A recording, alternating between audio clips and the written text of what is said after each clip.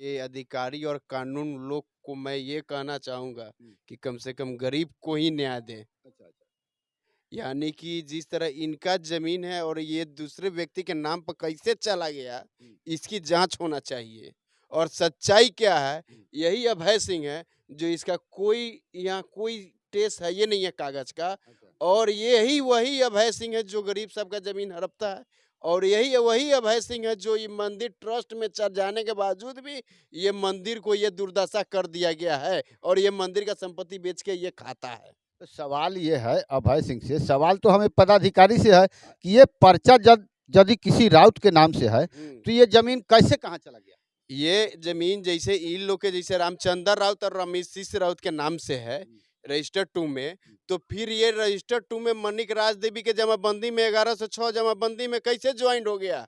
कोई ना कोई अधिकारी किया होगा ना, या कोई ना कोई सीईओ किया है ना, तब तो ये सामने आ रहा है कि एक पर्चा की ज़मीन पर 2 सीईओ का 2 तरह का रिपोर्ट। इसीलिए तो ये निकला है, एडीएम साहब निकाले। लेकिन एडीएम साहब बोले कि इसको हम बहुत गंभीरता से लिए हैं, लेकिन आज तक अभी तक कोई जाँच नहीं हुआ इस मामला का। इस एडीएम मामला का साहब जाँच होना एडीएम चाहिए। साहब कितने गंभीर हैं? अब इसका क्या जाँच होगा, या ये लोग मोटा रुपया लेकर अपना लोग कान में तेल दे के सो जा रहे हैं। ये तो नीतीश कुमार कहता है कि भाई सुशासन का सरकार है, बिहार में बहार है। हुँ। लेकिन ऐसा तो बहार नहीं है कि किसी गरीब का गर्दन दे दिया जा रहा है। गरीब को बहार दो। गरीबे को बहार दो। बिहार में बहार है कि गरीब को बहार है? बहार दो, उखाड़ के फेंक दो गरीब को, कि किसी गरीब का न्याय नहीं मिले। ये गरीब पे ऊपर 3 किता केस हो गया, इससे भी केसा-केसी हुआ कि का तो मेरा दीवार तोड़ के हथियार लेकर, बंदूक लेकर ये आया, वो आया, लेकिन ऐसा कुछ नहीं है। आपको ज्ञात करा दूँ मैं, ये भूमि संबंधित जितने भी विवाद हैं, ये अंचलाधिकारी नहीं सलटाने के कारण आज खूनी संघर्ष ले रहा है, वही ये हाल मामला। अभी भी हो चुका हुआ है, अभी भी वही हाल है। ये व्यक्ति क्या यही नीति है कि हमारे पास पैसा है, हम पैसा से सब कुछ खरीद सकते हैं। कोर्ट कचहरी, जज सबको हम खरीद सकते हैं। ये पार्टी का यही नीति है। सीएम खबर आज आपको दिखा रही है राजस्व पदाधिकारी ढाका की कारगुजारी। आप देख सकते हैं, ये सबसे पहले इस भूमि को देख लिया जाए। यही वह भूमि है जो बरसों पहले 74-75 में किसी अंचलाधिकारी ने, आप देख सकते हैं ये कैमरे की नज़र में, ये पर्चा देखिए, 74-75 का पर्चा, जो भूमिहीनों को भूमि दिया जाता है। अब सवाल ये उठता है कि हमारे हाथ में ये जो पेपर है, आप देख सकते हैं, ढाका के एक पर्चा की ज़मीन पर 2 सीईओ की 2 तरह की रिपोर्ट। वाह, काबिले तारीफ है। आपका पदाधिकारी आपके जो हैं ये काबिले तारीफ है, खासकर ढाका अंचल के जो सीईओ हैं, उनकी बात पूछिए मत। शायद देखने में लगता है वो इतनी अहंकारी हैं और महिला होने का नाजायज़ लाभ उठाती है, लोगों को डराती धमकाती है और लोगों को किस तरह से जनता अदालत में न्याय दिलाती है। हर शनिवार को ढाका थाना में बहुत सुनहरा बोर्ड लिखा हुआ है, अंचलाधिकारी द्वारा जनता अदालत लगाना। लेकिन उस जनता अदालत से लोगों को क्या फ़ायदा होता है, खासकर गरीबों को क्या लाभ होता है, आइए इनसे जानते हैं। क्या नाम है आपका? कमलेश राव, कहाँ के रहने वाले हैं? ढाका पटेल नगर। ये आपके जो पूर्वज के नाम से जो ये ज़मीन है, जी, क्या समस्या है इस पर? समस्या तो यही है हुँ। कि हम जाते हैं जनता दरबार में, अच्छा। तो वो झाड़ सीईओ हमको भगा देता है, कोई बातें नहीं सुनता है। हुँ। अब बताइए, तो हम वहाँ तक डीएम तक भी पहुँच गए, बोले थे कि हम जांच में आएंगे, अभी तक जांच भी नहीं हुआ। ये हमको मारने का धमकी देता है, सब कुछ करता है, 2 गो हरजन केस कर दिया है। अच्छा। हम कहाँ से गरीब आदमी लड़ेंगे? तो ये है अंचलाधिकारी की अदालत में जो फैसला होता है, ये इस नौजवान यानी कि गरीब के मुंह से आप सुने, इस पर कितने क्या कहने लायक हैं, ये कमेंट आप करेंगे कि ये ढाका में प्राप्त जानकारी के अनुसार रिश्वतखोरी का बाजार इतना बढ़ गया है, ये पूछिए मत। आप जांच करा लीजिए इनके संपत्ति का और देखिए, दूध का दूध और पानी का पानी, जनता को न्याय मिलेगा।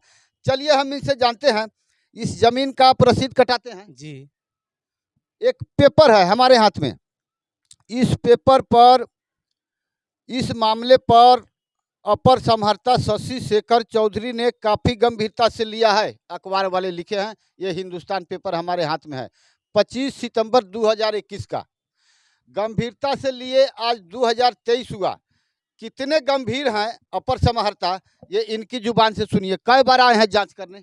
एक बार भी नहीं है। 2021 के बाद एक बार भी नहीं आए? कोई नहीं आया, कोई अधिकारी नहीं है। तो आप न्याय की किस पर आस रखते हैं? कैसे आपको न्याय मिलेगा? अब न्याय तो ऊपर वाले, हम जाएंगे अब डीएम साहब के पास। अच्छा, अब उनके पास से जाएंगे तो अब जो करेंगे वही करेंगे, दूसरा क्या। डीएम साहब के पास जाएंगे, वहां से होगा तो होगा, नहीं होगा तो क्या आप सीएम साहब के पास भी जाएंगे? जी, हम पहुंचेंगे वहां भी। क्योंकि भूमिहीन को जो भूमि दिया जाता है बसने के लिए, और ये आज बेचारे रसीद भी कटा रहे हैं, पूर्वज से रसीद कटते चला आ रहा है। आप देख सकते हैं, सारे साबूत होने के बावजूद आखिर इस अंचलाधिकारी और अपर समहर्ता को क्या कमी रह गई है? क्या चाहिए उन्हें कि कैसे न्याय करेंगे? ये गरीब कहाँ कहाँ दौड़ता फिरेगा? सुशासन की सरकार है, ऐसे ऐसे ही पदाधिकारी माननीय नीतीश कुमार की छवि खराब करने पर तुले हुए हैं। एक और मैं आपको बता दूं, भूमि संबंधित पदाधिकारी जो लापरवाही करेंगे वो नपेंगे। ये हमारे माननीय मुख्यमंत्री का कहना और स्टेटमेंट है, आप देख सकते हैं। अब ये कितने नपते हैं पदाधिकारी, और इनसे जानते हैं। आपका परिचय देंगे? मेरा परिचय हुआ पटेल नगर घर ढाका, हम अर्जुन पटेल बोल रहे हैं। पेपर लेके तो हमको सीओ झाड़ के भगाते हैं, यहाँ से ब्लॉक से भी। और मैडम सीओ? मैडम सीओ बोलता है तुम आते हो क्यों बार बार, तुम्हारा सब रिपोर्ट हम भेज दिए। जब रिपोर्ट भेज दिए तो हमारा निर्दय होना चाहिए ना। वो ब्लॉक आपका है कि सीओ का है? अब हमारा है तो हम जाते हैं तो भगा देते सीओ हैं। केवल इसमें नौकरी करने आई हैं, ध्यान रहे। आपको भगाने का उनको अधिकार नहीं है। वो आए हैं यहाँ नौकरी करने, सरकार उनको तनख्वाह देती है हमारे आपके पैसे से। वो भगाने वाले कौन होते हैं? अब तो वो वही जाने न काहे भगाते हैं, क्योंकि हम बड़े पद पर हैं, हम लोग गरीब है इसके लिए। बड़े पद पर है तो छोटे को रोकते चलेंगे जी, हैं? क्या है? हाले होता है, यहाँ कोई वैल्यू नहीं है, गरीब का यहाँ कोई वैल्यू नहीं है। और ये रीना कुमारी जो सीओ साहब है नु, ये समझते हैं कि अपने आप को हम बहुत बड़ा पोस्ट पर बैठे हुए हैं, लेकिन ऐसा कुछ नहीं। दुरुपयोग ही लोग करता है कुर्सी का दुरुपयोग करता उसका भी एक कारण है। अब मैं आपको बता दूं, ये पहुंच वाले कुछ लोग कहते हैं कि ये अंचलाधिकारी बहुत बड़े पहुंच वाले हैं, इसलिए इनके पास किसी आम जन का कोई वैल्यू नहीं होता है। सरकार से मेरी दरख्वास्त है कि ऊंचे पहुंच वाले लोगों को बड़े पदों पर न रखे, अन्यथा सारी गरीब पिसती रहेगी इसी चक्की में, पदाधिकारी और न्याय की चक्की में। और वही सीओ ने रिपोर्ट बना के दिया इनको, तो जाके ये हमारे ऊपर एफआईआर किया वही सीओ मैडम। अगर ये रिपोर्ट बना के नहीं देते तो हमारे ऊपर एफआईआर नहीं होता। आप डीएम साहब के पास कब जा रहे हैं? हम जाएंगे जनता दरबार में, तो एक बार जाके हम आ चुके हैं, फिर हम जाएंगे वहाँ पे। अभी तक वहाँ कोई जांच। बार बार दौड़ना पड़ेगा न्याय के लिए इस सुशासन की सरकार में। कितनी बड़ी उपलब्धि है सरकार की, नाम है सुशासन का और काम है दुखासन का। इसी को कहते हैं सुशासन। या तो अपने पदाधिकारी पर लगाम लगाएं या सुशासन का लेबल हटाएं, ये कतई शोभा नहीं देता। और ऐसे ही तमाम इस ढाका प्रखंड के अंचलाधिकारी का मैं आपको बताऊंगा। जो परसा में एक पूर्व सरपंच ने पूरे हाई कोर्ट तक लड़ा है, डीएम को भी आदेश आ चुका, लेकिन फिर भी इनके कानों में जू नहीं रेंगती। ये कार्रवाई करने से पीछे क्यों हटती है? इनका कितना पहुंच है, कितना भारी पद वाले हैं, ये कमेंट आप करेंगे कि अगले समाचार में आप इंतजार करें। इस अंचलाधिकारी के ऊपर हाई कोर्ट तक दौड़ने वाले शख्स से आपको मिलाएंगे जो परसा से हैं और पूर्व सरपंच हैं। उन्होंने इनके खिलाफ हाई कोर्ट तक गया, हाई कोर्ट के आदेश का भी इनके पास कोई वैल्यू नहीं है। ये हैं अंचलाधिकारी ढाका के।